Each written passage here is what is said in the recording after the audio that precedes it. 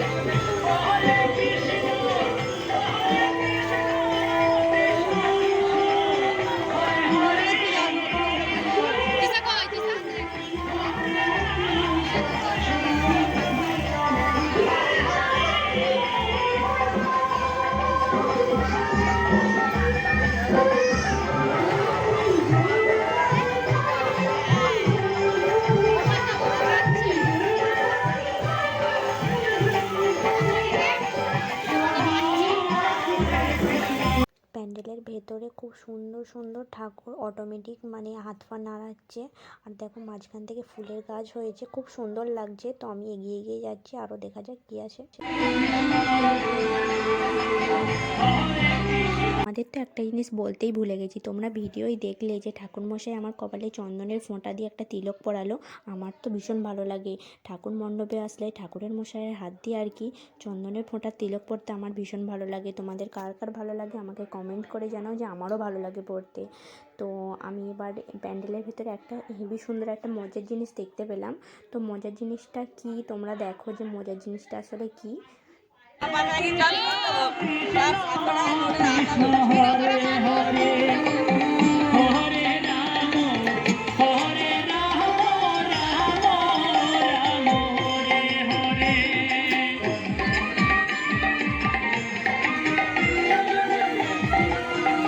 তো এবার আমি আমার বর ঠাকুর প্রণাম সেরে মেলার দিকে একটু বেরোবো।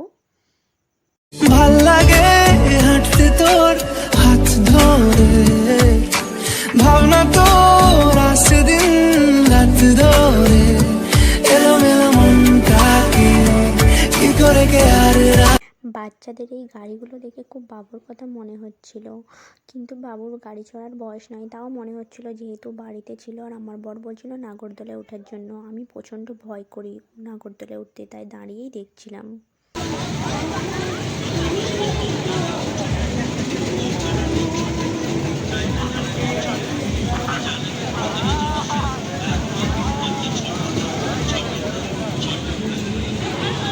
মেলাতে ঢোকার পর কি নেবো কি না নেবো বুঝতেই পারছিলাম না। প্রিয় দোকান পাত্র ভ্যারাইটি স্টোর, পাত্র ভ্যারাইটি স্টোর। বাবুর জন্য একটা খেলনা ফোন নিয়েছি। মেলায় গিয়ে ফুচকা না খেলে মনেই হয়নি যে মেলায় ঘুরেছি। তো বর বলছিল আর কি খাবে, আমার কিছুই ভালো লাগছিল না, তাই ফুচকা খেয়ে বাড়ি চলে আসলাম। রাসের মেলা তোমাদের কেমন লাগলো অবশ্যই কমেন্ট করে জানাবে। দেখাচ্ছে নেক্সট ভিডিওয়, বাই।